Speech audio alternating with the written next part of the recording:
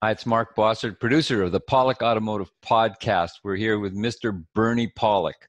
Pollock Automotive in Vancouver, British Columbia, Canada. We're experiencing winter starting. It's raining here. And of course, Pollock Automotive are 19-time winners of Best Auto Repair in Vancouver as voted by their customers. We're talking cars this morning. How you doing, Bernie? Doing very well, even though it's raining. So we have a 2005 Jeep Liberty diesel that had a no-start problem. What was going on with this vehicle? So the owner of the vehicle had pulled over his vehicle. It was running fine, stopped to do something, went to start it, turned the key, and it wouldn't start. All the lights came on the dash, but when you turned to the start position, nothing happened. So had the vehicle towed in, and we proceeded to do some testing and diagnosis. So what actual testing did you do to find the cause?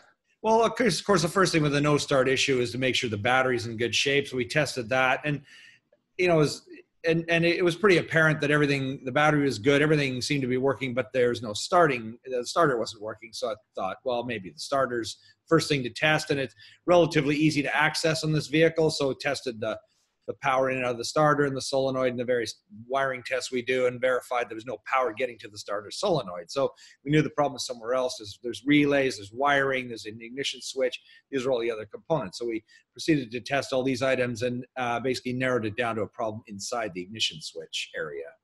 With a diesel, is there anything different within that system, starting system, that's different than other fuel type engines? No, actually, the starting system is exactly the same as a gasoline engine.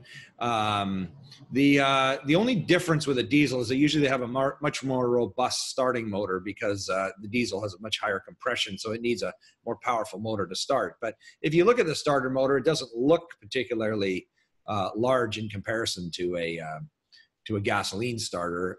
It's kind of the way modern technology with starters has gone. They used to you could notice a diesel starter was substantially bigger. Nowadays, they look pretty much the same size. So they pack a lot of power into a small space. But the actual electrical system and the starting system is exactly the same. So once you narrowed it down to the ignition switch area, what was the actual cause?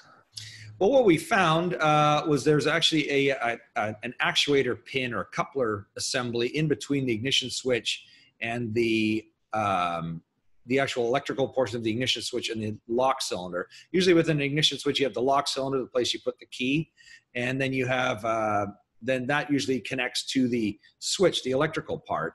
And in this particular vehicle, there's actually a coupler that goes in between the two pieces. So we'll just get into a little picture show here, and I'll show you what is actually going on. So there's our Jeep in the shop after repairs, and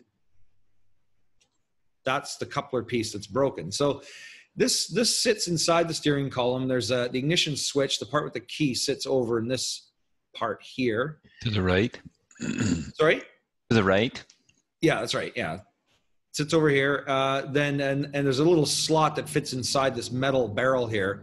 Then this connects over here. And then the ignition switch, the actual electrical part, clips on to this portion here. Now, I have two arrows here. The yellow one shows a little metal piece here. And if you notice where the red arrow is, there's not a metal piece. Well, there's supposed to be one there. So what happens is this actuator pin, the metal piece breaks. So when you turn the key, it wasn't actually allowing it to turn quite far enough to actuate the starter. So that's basically the issue. So this part is the piece that needed to be replaced. And interestingly enough, it's amazing how cheaply built this part and component is, and everything kind of snaps together. It's plasticky and cheap, and I just sort of reflecting while I was working on it how this is kind of at the time when Chrysler and Mercedes were married, as the two companies. You couldn't really build different vehicles. I mean, this stuff it's made cheap and simple and snapped together, and if you looked at a Mercedes, it'd be much different in assembly. It's amazing that corporate marriage lasted as long as it did, because really very different building philosophies for these vehicles. Just a little side thought there. Is this an easy repair? Not really difficult. I mean, the diagnosis took a while just to figure out where the actual cause of the concern was, but the repair itself is not all that difficult. However, as far as parts go, so that part we ordered a replacement aftermarket part. If you go to a Chrysler dealer, they'll sell you the whole steering column. So there are aftermarket parts available. You can just get that one piece, but if you go to Chrysler, you're gonna spend an awful lot of money on replacing that, and a lot of extra labor. So good to know. So once back together, I guess everything started properly. Yeah, it worked fine. Worked great. Just like it should. So is this a common issue on a certain range of Jeep Liberties? Well, this is the first time we've actually replaced this particular piece, but as I mentioned, I mean, there's an aftermarket part available for it.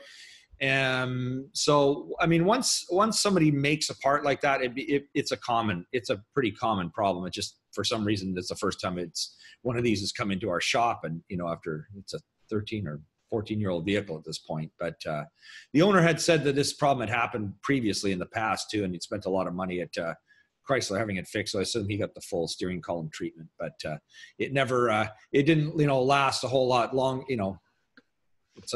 I say sometimes when you look at a part, you go, why did they build this so poorly? So do other models of Jeep use this same, the full Chrysler steering column treatment repair?